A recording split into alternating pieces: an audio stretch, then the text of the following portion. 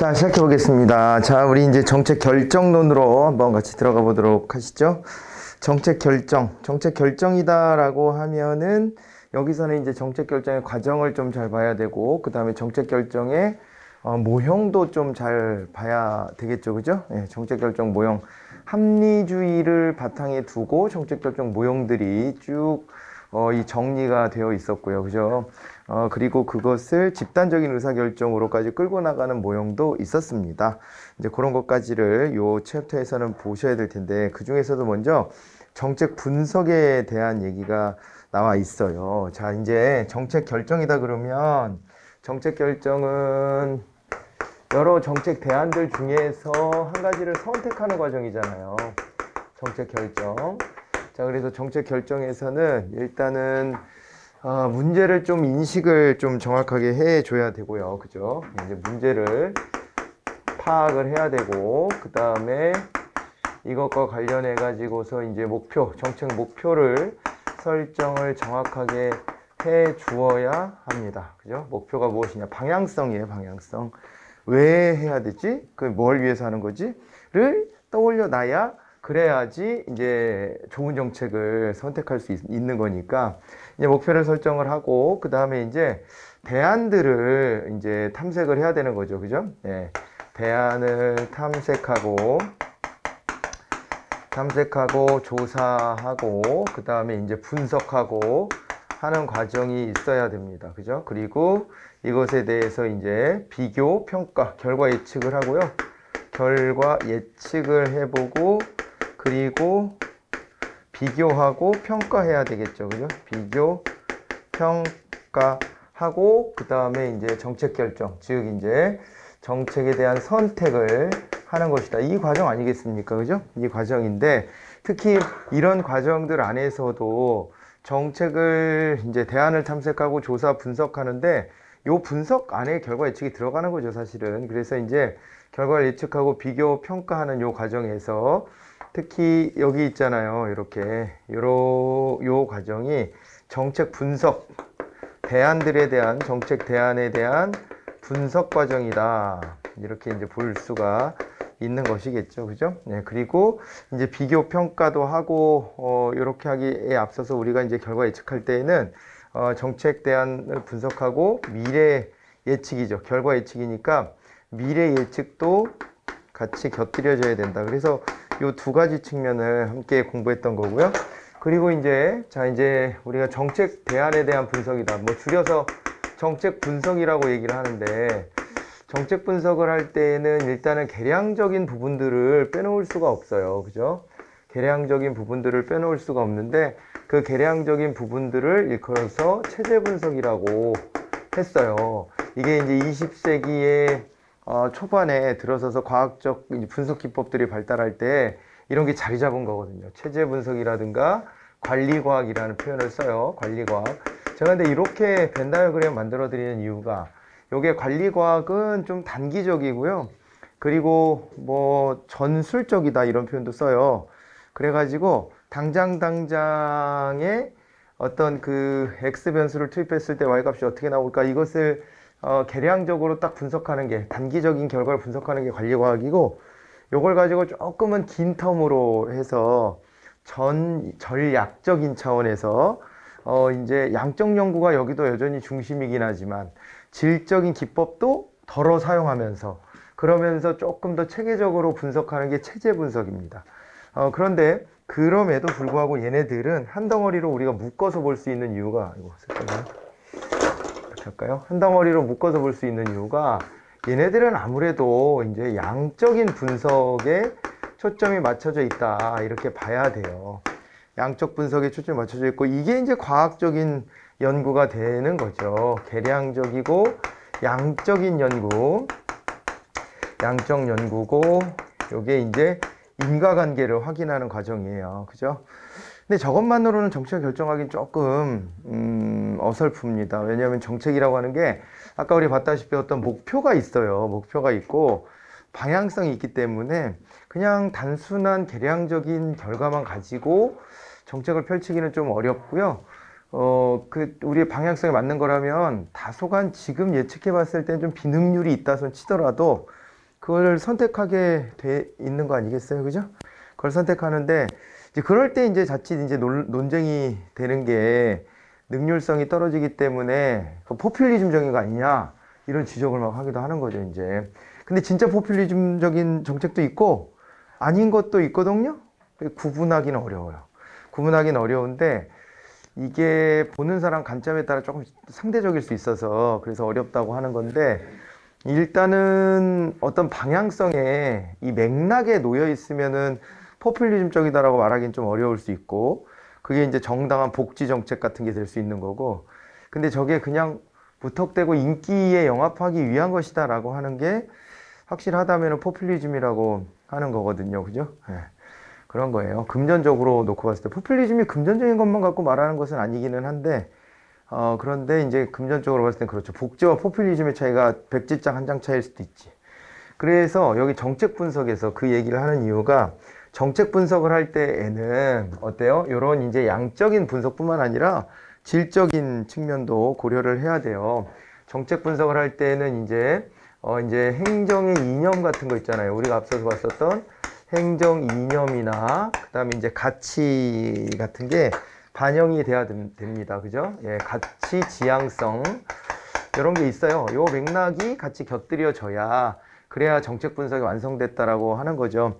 그래서 우리도 지금 정책 분석할 때 어떻게 해요? 정책 분석할 때 크게 보면 두 가지의 측면에서 접근을 하고 있습니다. 경제성 분석하고 정책성 분석이라고 하는 식의 표현을 쓰는데, 경제성 분석이 사실은 요 체제 분석, 관리과학 해보자는 거고, 그 다음에 정책성 분석은 요 노랗게 쓴 영역 있잖아요. 요거를 한번 체크해 보자는 거죠. 그래가지고 저 계량적인 분석은 뭐 기재부 관료들이 앉아서 저거를 다 하고 앉았을 수는 없으니까, 저거는 이제 KDI, 한국개발연구원이라고 하는 데다가, 요거는 이제 의뢰를 하고, 정책성 분석 있죠. 요거를 이제 기재부가 최종적으로 판단하게끔 하고 있습니다. 그죠?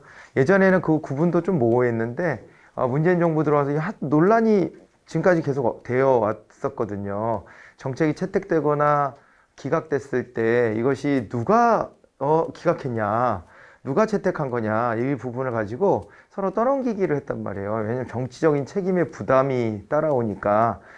그래서 그걸 명확하게 기재부가 책임지라고 한 셈이죠. 그래서 니네가 이제 최종적으로 이런 걸 고려해서 판단해라. 여기서는 연구 용역을 받은 거니까 KDI는 그 연구 용역 결과를 바탕으로 주관적이고 질적인 측면까지 고려해서 최종 결정을 내려라, 이렇게 되어 있다라고 생각하시면 되겠습니다. 이 부분은. 자, 그리고 이 양적 분석, 계량적 연구, 여기에서 이제 튀어나오게 되는 것이 바로 뭐가 있었냐면요. 우리가 이제 대표적으로는 비용 편익 분석이라고 하는 거죠. 비용 편익 분석이 튀어나오는 것이고, 그 다음에 비용 편익 분석으로 계산하기 좀 어려운 것들을 그 대안으로 비용 효과 분석을 하기도 한다.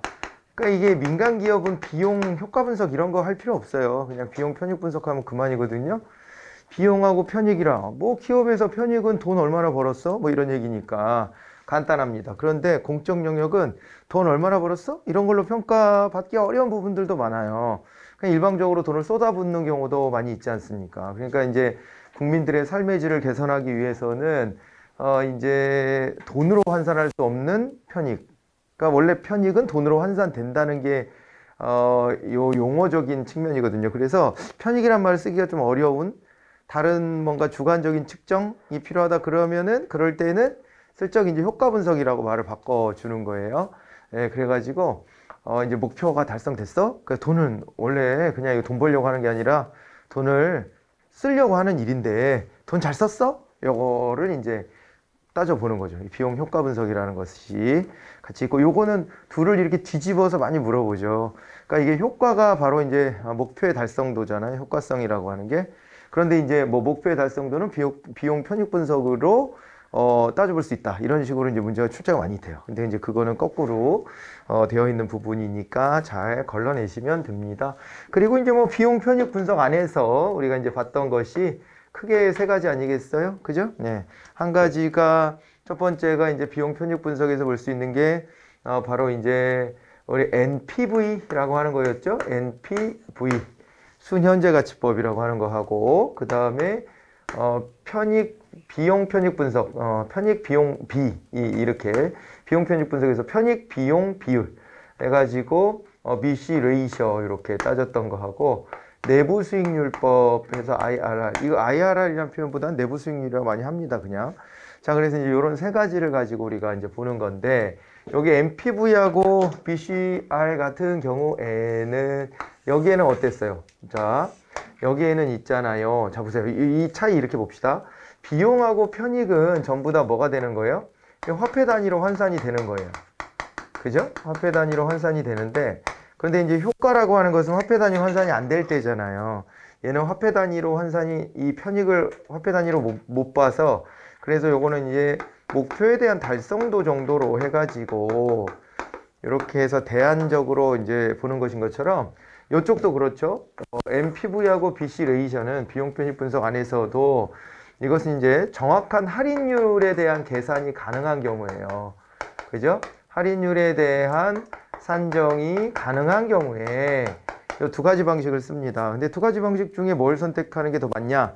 뭐 그런 건 없어요. 두 가지가 이제 차이가 있다면 선택의 이제 여지인 건데, MPV는 순현재가치법 이렇게 해가지고 비율보다는 그냥 양적으로 계산하는 거여가지고, 얘 같은 경우는 MPV는 규모가 큰 사업이 유리하게 채택되는 경향이 있고, BC 레이셔는 비율이 좋은 애가 채택이 될 가능성이 있죠. 사이즈가 좀 작더라도 비율이 괜찮다 하는 사업이 채택이 되는 거예요. 그래서 둘 중에 뭘 선택할 것인가는 뭐 하기 나름인 건데, 우리의 경우에는 이제 BC 레이셔 중심으로 하고 있는 거죠. 그죠?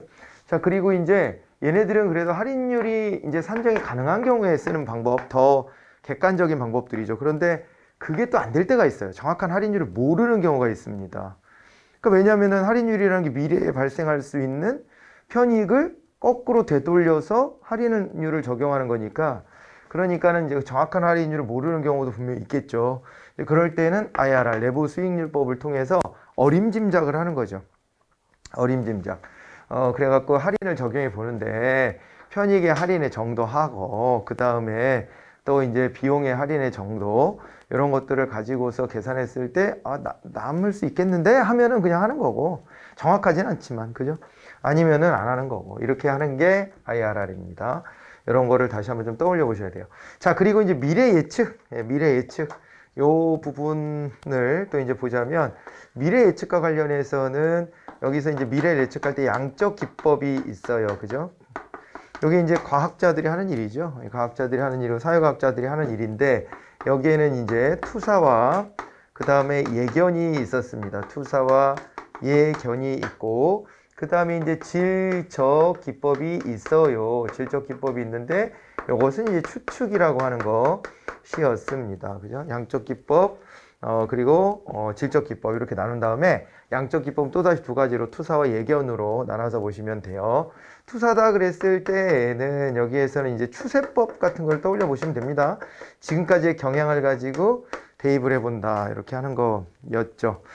요즘에 뭐 이제 결혼도 선택이다 이런 인식이 퍼졌고, 자식을 낳는 것도 선택의 이제 여지로 이렇게 전환이 됐습니다. 맞는 얘기죠. 뭐 맞는 얘기고, 그 누구도 강요할 수 없는 것이고, 그런 것인 것은 분명한데, 그것이 전체적으로 모여졌을 때 사회적으로는 굉장히 큰 위기가 되고 있습니다. 우리 국가의 위기고, 지금 살아있는 사람들의 노후의 위기이기도 하고, 뭐 근데 그렇다고 지금 사람들의 연금을 지키기 위해서 애들을 낳아 이럴 수는 없는 거니까, 아무튼 좀 어려운 상황인데, 그런데 이제 그런 추세를 해보면 우리나라가 2200년이 되기 전에 인구가 소멸한다, 이런 이제 추세 결과가 나오는 거예요. 근데 이제 또 그런 세상이 되면 애 낳기 좋은 세상이 오겠지. 또 우리가 관심을 갖고 돈을 거기다가 많이 투입하고 그러면은 애 낳고 키우는 게 조금 지금보다 편해지면, 인간의 본능은 애를 낳고 키우는 거에 더 가깝기 때문에 그렇게 선택을 많이 하겠죠. 지금은 애를 낳고 싶어도 참는 경우들이 많이 있는 거잖아요.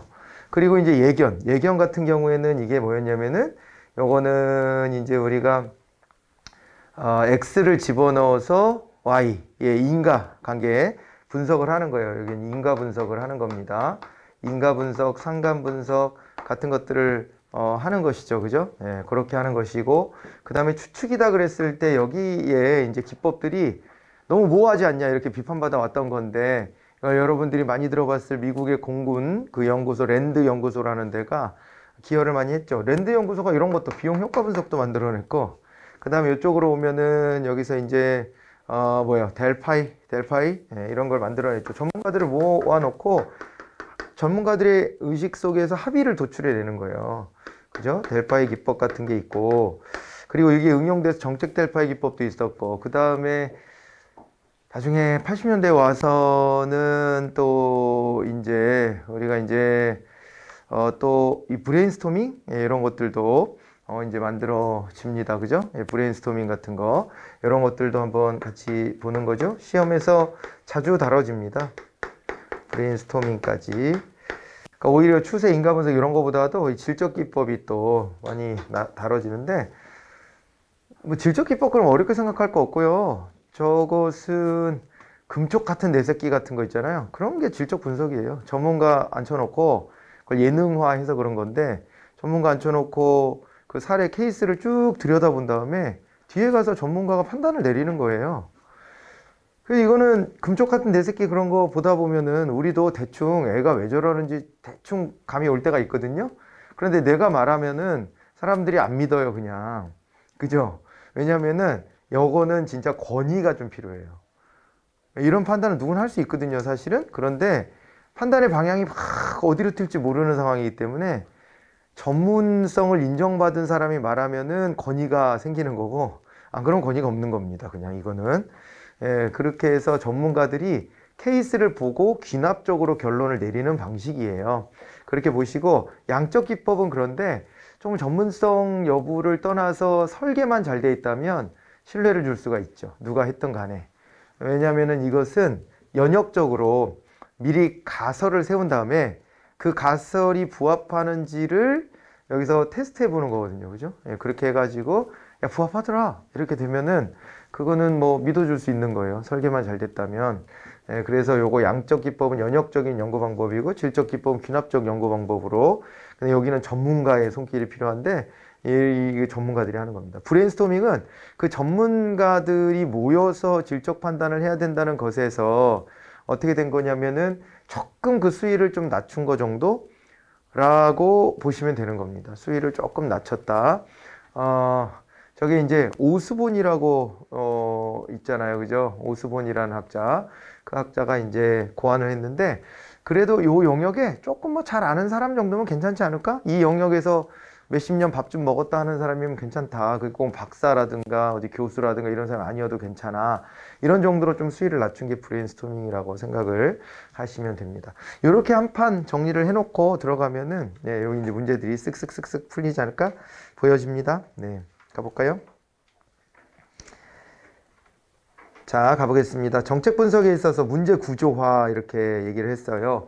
우리가 정책을 분석할 때 또 이 문제를 구조화하는 게 매우 또 중요합니다. 그죠? 이게 정책 문제가 도대체 무엇인지 요거를 잘 세밀하게 좀 들여다봐야 될 텐데, 여기서 보면 이제 넌이라는 학자가 나와요.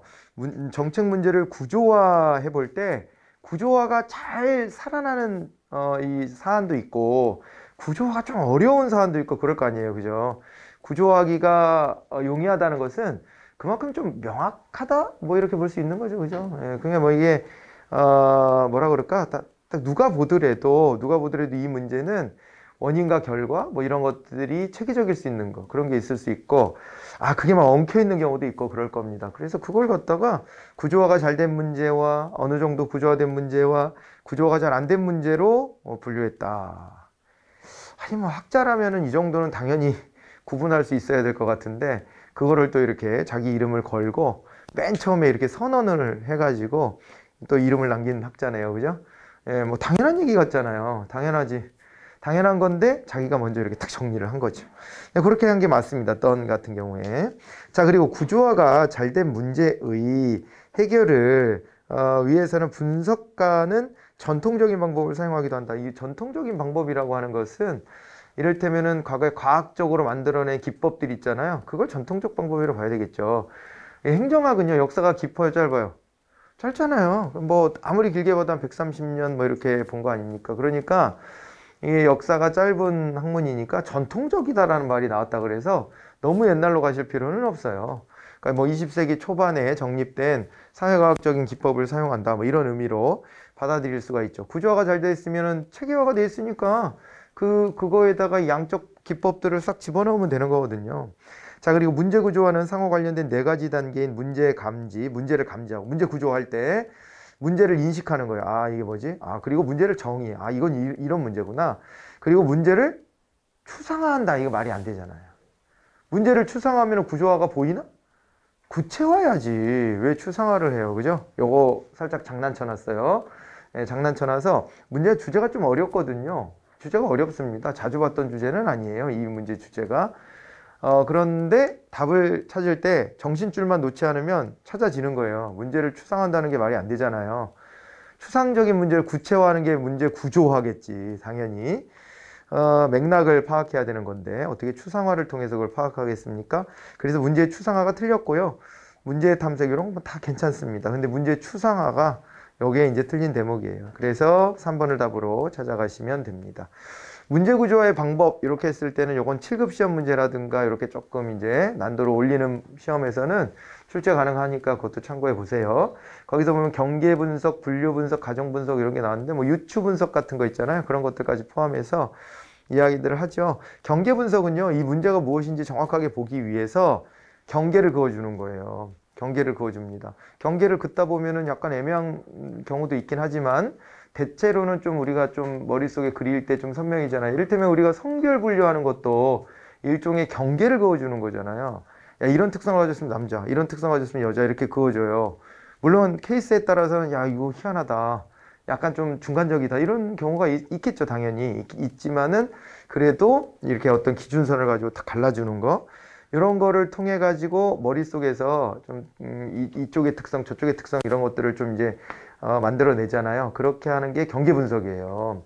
그리고요, 이제 분류 분석이라고 하는 게 있습니다. 분류 분석.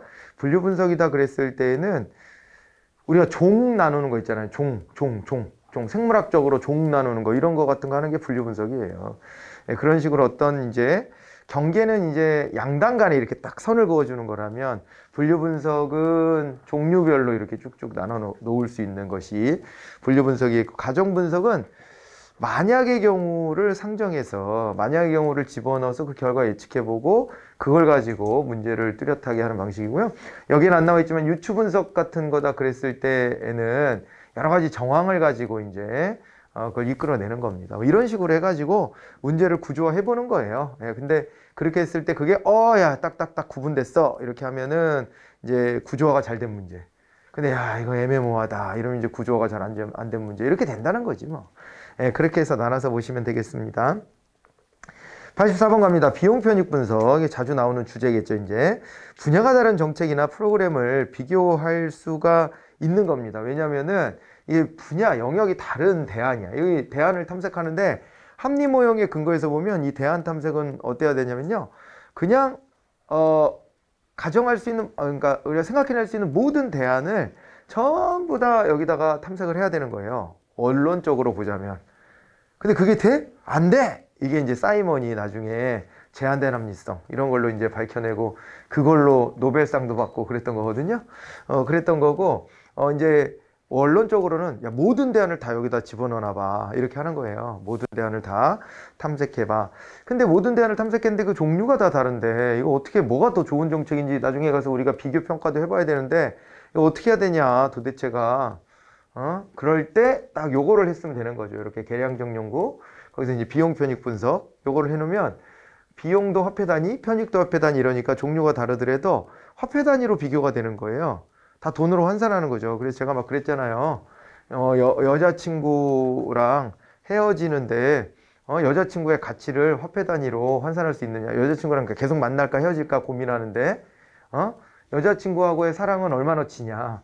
이런 거 측정하는 게 불가능한 것만은 아니에요. 왜냐면은 비교 대상을 찾으면 되거든요. 비교 대상을. 10억 줄 테니까 지금의 여자친구랑 헤어질 수 있겠어? 이렇게 질문해 보는 거. 그죠? 100만 원 줄 테니까 헤어질래? 그러면 다 아무도 안 헤어진다고 하겠지만 10억 좀 준다 그러면 헤어지는 사람이 수룩할걸요? 그러지 않을까? 그러면은 어디선가 그 액수를 좀 이렇게 그죠? 각자의 경계를 찾아낼 수 있지 않을까요? 지금에 만나는 사람하고는 얼마짜리다. 그러니까 이게 말이 안 될 것 같지만은 이 비교하다 보면은 화폐 단위로 웬간한 것들은 다 환산이 될 수 있어요. 이론상으로만 놓고 보면. 그러니까 인간의 주관적인 면들, 그러니까 극단적인 사례를 제가 말씀을 드렸지만 인간의 주관적인 만족감 같은 것도 웬만한 것들은 화폐 단위로 환산이 가능하다고 보는 것이고, 그렇기 때문에 이종 간의 비교도 가능한 거죠. 종류가 다르지만 거기서 이제 만족감의 크기나 이런 것들까지도 다 화폐 단위로 환산하니까 가능한 거거든요. 그래서 비교가 안 되는 게 아니라 비교를 할 수 있어서 이 기법을 쓰는 겁니다. 자, 그리고요, 정책 대안 간의 비용과 편익을 모두 가시적인 화폐 가치로 바꾼다고 했고, 할인율을 적용하는 것이죠. 할인율. 할인율은 이런 거예요. 할인율은 이런 겁니다. 여러분들이 저축을 할 때 혹은 그럼 주식 투자, 채권 투자 이런 거 알아요? 채권을 산다 쳐볼까? 채권을 산다 쳐보면은 채권을 살 때 100만 원짜리로 발행된 채권이야. 그럼 내가 100만 원을 주고 채권을 사. 그러면은 나중에 10% 이자를 주겠다라고 약속돼 있어. 3년 뒤에. 그러면 3년 뒤에 110만 원을 찾는 거야. 이게 돼 있다 칩시다. 그런 게 있는데 애시당초에요. 요거를요 10% 이자 붙여주는 거를 거꾸로 10% 할인해서 팔 수도 있어요. 100만 원짜리를요 10%를 할인해서 파는 거지. 90만 원에 팔아. 그냥. 그래 나중에 100만 원을 찾아가세요. 이렇게 하는 거지. 아니다. 91만 원에 팔아야 되겠다. 91만 원쯤 사야 그죠? 대략. 그래야지 91만 원에 10% 하면은 100만 원이 되겠지. 그 할인율을 적용하면. 그러니까 이제 그런 식으로 팔 수도 있는 거예요. 그러니까 발상을 거꾸로 해보는 거지. 향후에 이자가 붙는 것을 할인으로 먼저 산정하는 거예요. 돼요? 대략 뭔 얘기인지 알겠어요? 그러니까 우리가 100만 원을 맡기고 이자를 붙여서 받을 수도 있지만, 나중에 100만 원을 찾기 위해서 100만 원짜리를 이제 더 싸게 할인해서 90만 원, 91만 원, 뭐 그 정도에 사. 그리고 나중에 100만 원을 받으면 그것도 10% 나한테 이득이 된 거잖아요. 그러니까 그렇게 해서 애시당초에 가격을 세일해서 팔았다. 이렇게 되면 그게 할인해 준 거잖아요. 우리 그 물건 살 때도 할인이라는 표현 쓰잖아요. 그래서 그러니까 여기 할인율을 적용한다는 게 이제 그런 개념인 거죠. 그죠? 그래가지고 향후에 발생할 이자를 역으로 환산해서 할인하는 건데 더 깊게는 들어갈 필요가 없어요. 우리가. 그런 거는 누가 한다고요? 얘네가 한다고 KDI 박사들이 하는 거예요. 그렇잖아요. 여러분들이 이 직업으로 나간다면 모르겠지만은 저 직업에 지금 현재 관심이 없어서 여기 있는 거 아니야? 뭐 그런 거는 우리가 관심 가질 필요가 없는 거예요. 그냥 개념이 그렇다. 이런 것까지만 시험에 나오니까 그렇게만 알아두시면 됩니다. 자, 그래서 비용도 현재 가치로 할인해야 돼요. 미래 가치에는 뭔가 플러스 알파가 있을 텐데 그거를 할인하는 개념으로 끌고 들어와야 되는 거고, 편익도 마찬가지로 그렇게 하는 거죠.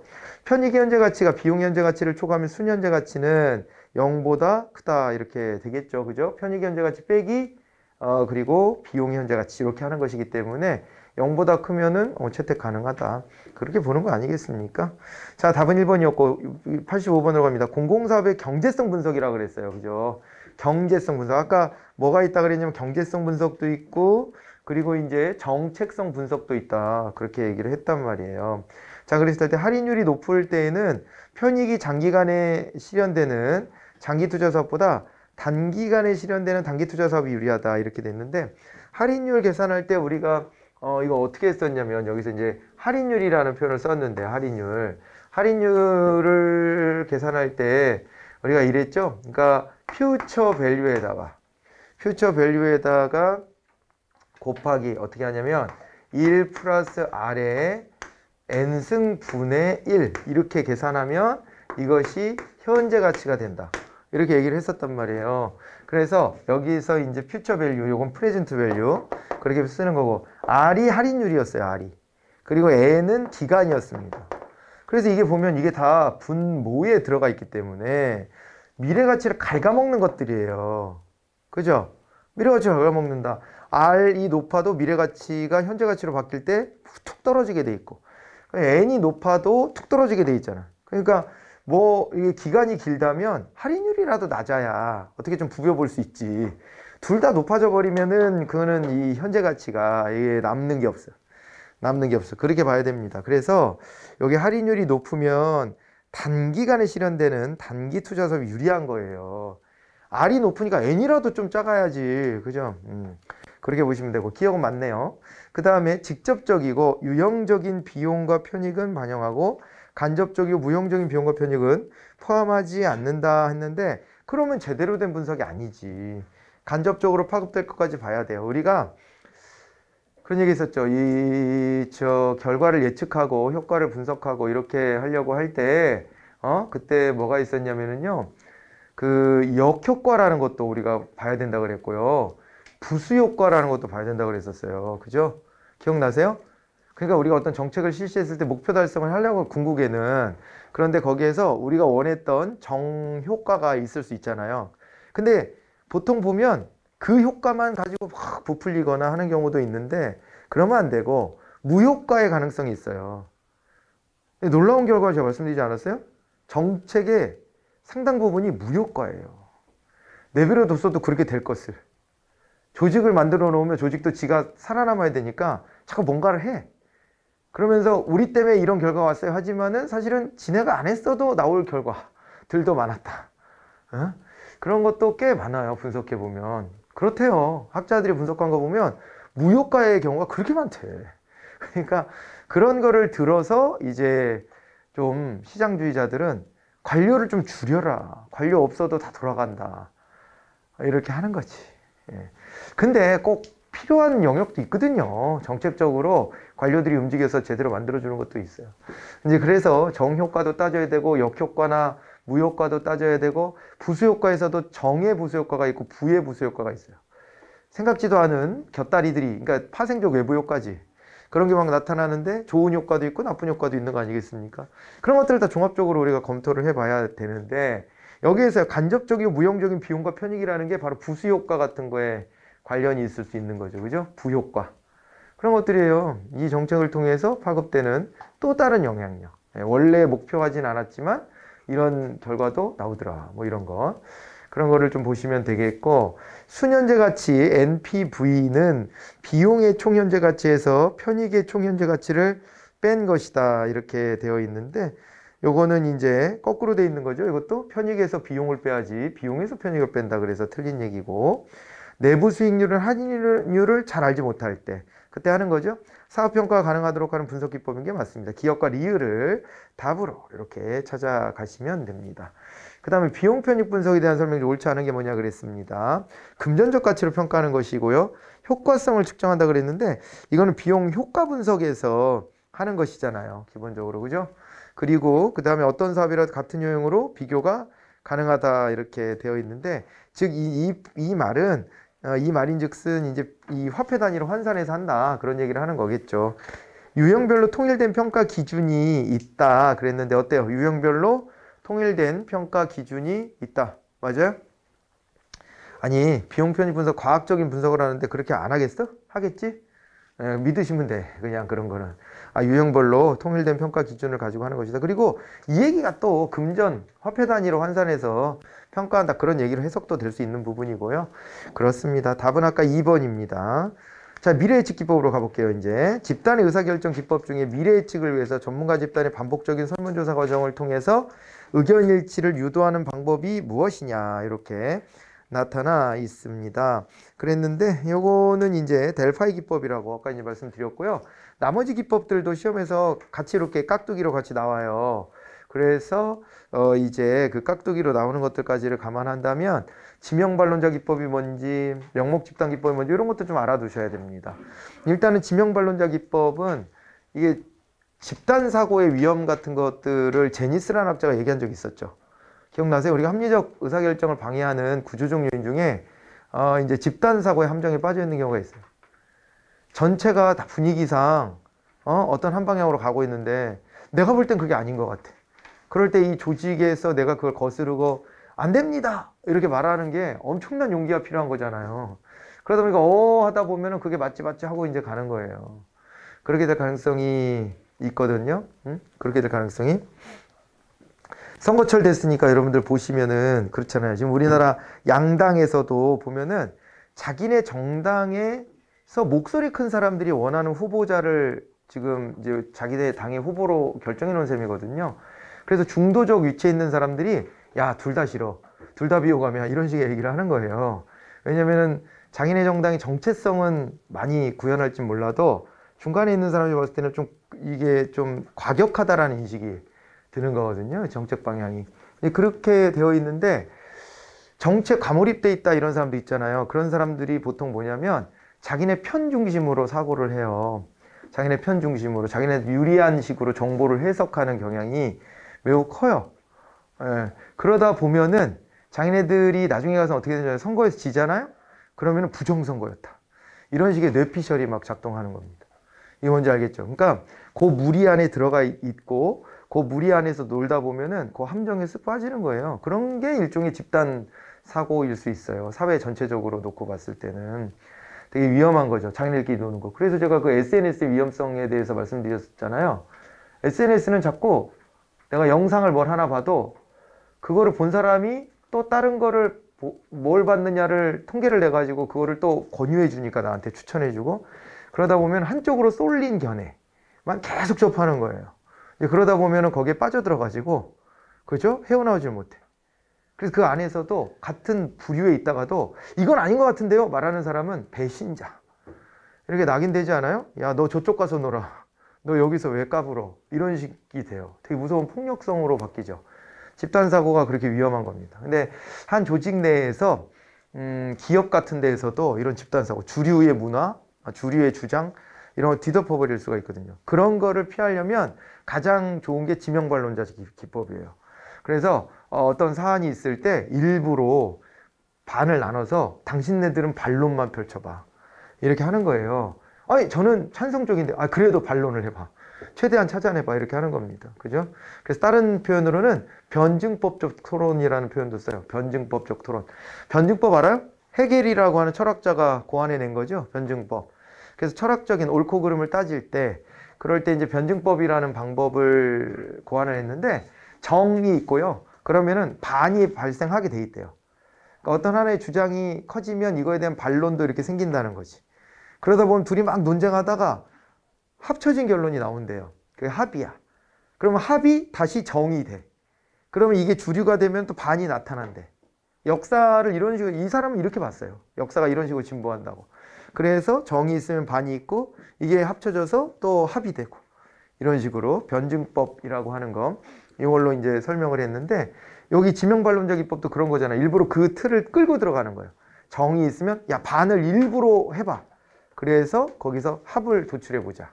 뭐 이런 거여서 변증법적 토론이라는 표현도 씁니다. 명목집단 기법도 자주 나오는데 요거는 이제 뭐냐면은요. 우리가 다 같은 토론자라고 치면은 어떤 주제에 대해서 여러분들한테 각자 레포트를 하나씩 준비해라 이렇게 하는 거예요. 각자의 대안들을 하나씩 모색해 와봐. 이렇게 하는 거고 그걸 가지고요. 간단하게 이제 발표를 시켜요. 각자가 다 발표해. 그리고 아주 가볍게 토론을 해. 그거는 이렇게 봐야 되는 건가요? 이런 문제가 있지 않을까요? 뭐 이런 정도 지적하는 거 정도. 그 정도로 토론한 다음에 됐어. 너무 크게 논쟁하진 않아. 그냥 간단하게 찝어봐. 각자가 주장하는 거에 대해서. 그러고서 이 중에 뭐가 좋을지 표결합시다. 이렇게 하는 거예요. 그래서 왜 명목집단이라고 하냐면은 되게 관계가 되게 형식적으로 보이지 않아요? 각자가 다 그냥 자기 주장하고 거기에 대해서 간단하게 이렇게 그냥 터치는 해보지만 깊게는 들어가지 않아. 그런 상태에서 표결로 그냥 결정하니까 이들의 관계는 되게 명목집단 같은 정도의 수준이다 해서 이름을 명목집단 기법이라고 하는 겁니다. 그래서 요거는 어떤 뭐 사안을 결정해야 될 때는 제일 어떻게 보면 심플한 방법이 될 수도 있는 거죠. 그죠? 자, 이제 그런데 이런 것들이 보면은 이제 서로 비교되면서 나올 텐데 다 각자 알아두셔야 돼요. 3번이 답이 되거나 4번이 답이 되는 문제들도 있었어요. 그러니까는 그 각각의 개념 정의는 알아두셔야 되고 요 문제는 1번이 답이었고 그렇습니다. 88번으로 갑니다. 요거는 있잖아요. 고의적으로 본래 대안의 단점과 약점을 적극적으로 지적한다. 그거 봐요. 이렇게도 나오잖아요. 그죠? 그래서 요거는 아까 말씀드렸던 바와 같이 요거는 이제 지명반론자 기법으로 답을 구하시면 되는 거죠. 일부러 찬반을 나눠서 싸우게 하는 겁니다. 조직의 의사결정에 대한 설명을 옳지 않은 게 뭐냐 그랬는데 고도로 직권화된 구조나 기능을 중심으로 편제된 조직의 의사결정은 최고관리자 개인이 주도하는 경우가 많다. 그렇게 했는데 아니 이게 고도로 직권화됐다는 얘기는 최고 관리자한테 권한이 다 집중돼 있다는 거잖아요. 그쵸? 최종적으로 이 제일 우두머리가 결정을 하게 돼 있다는 거 아니겠습니까? 대통령제가 딱 그 스타일인데. 맞아요? 대통령제가 딱 그 스타일이에요. 대통령제 같은 경우는 대통령의 통치 스타일에 따라서 이게 어떻게 보면 의사결정의 구조가 천차만별이에요. 그러니까 박근혜 대통령 같은 경우에는 그때 그 밑에 참모들이 적자생존이라고 그랬다고 말씀드렸죠. 자기네들끼리. 그러니까 대통령이 이거 이렇게 하세요. 저거 저렇게 하세요. 그러면 받아 적는 거야. 그래서 적자생존이라고 그랬대. 자기네들끼리. 말장난으로. 다 받아 적어. 꼼꼼히 받아 적어야 돼. 이렇게 하는 거예요. 그래서 나중에 그거 평가받을 때 어떤 사람 수첩이 되게 유용한 그게 검증의 도구가 됐잖아요. 열심히 적은 거야. 그 사람 꼼꼼하게. 꼼꼼하게 처음부터 끝까지 다 적어놓은 노트 몇 권 막 이래가지고 명령 지시 떨어지는 거예요. 그러니까 근데 그게 불법인가요? 그 자체는 불법은 아니에요.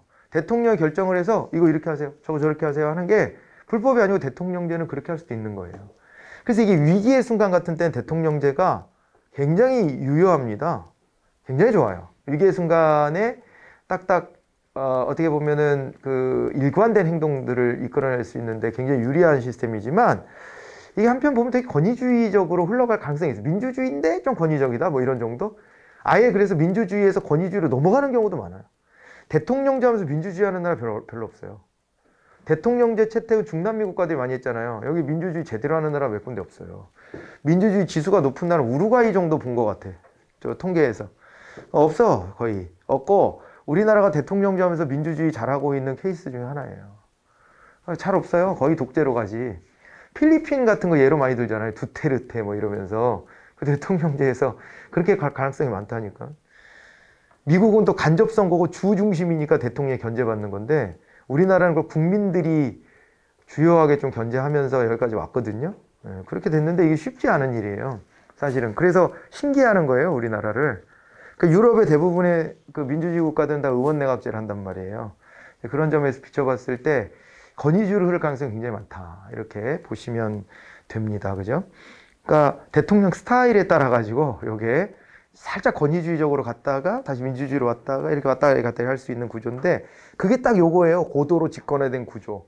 국가의 통치 시스템으로 봤을 때는 대통령제가 굉장히 집권화된 구조를 또 민주주의 안에서는 또 가장 집권화된 구조의 형태로 볼 수 있는데 그러면은 뭐 대통령이 일방적으로 결정할 수도 있다는 얘기고 브레인스토밍 과정에서는 타인의 아이디어를 비판하거나 평가하지 말아야 한다 라고 했는데 그렇죠?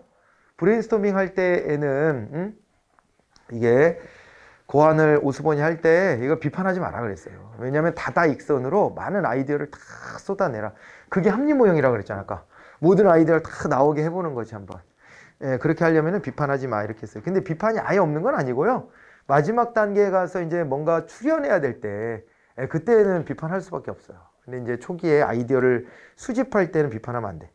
현실의 세계에서는 완벽한 합리성에는 제한된 합리성 상황에서 의사결정이 이루어진다는 게 사이먼입니다. 사이먼. 굉장히 위대한 업적이에요, 이게.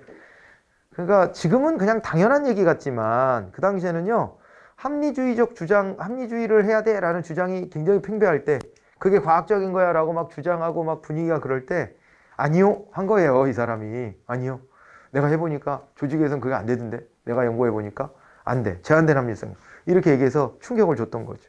예, 그래가지고 요것도 이제 사이먼의 얘기로서는 맞는 얘기가 되네요. 전통적 델파이 기법은 전문가들의 다양성을 고려해 의견 일치를 유도하지 않는다. 이게 틀린 건데 전문가 합의법이라고 번역을 해요. 우리가 델파이 기법을 전문가 합의법, 합의를 도출하려고 하는 거예요. 그래서 언제까지 하냐? 예, 합의가 될 때까지 반복 설문을 하는 거죠.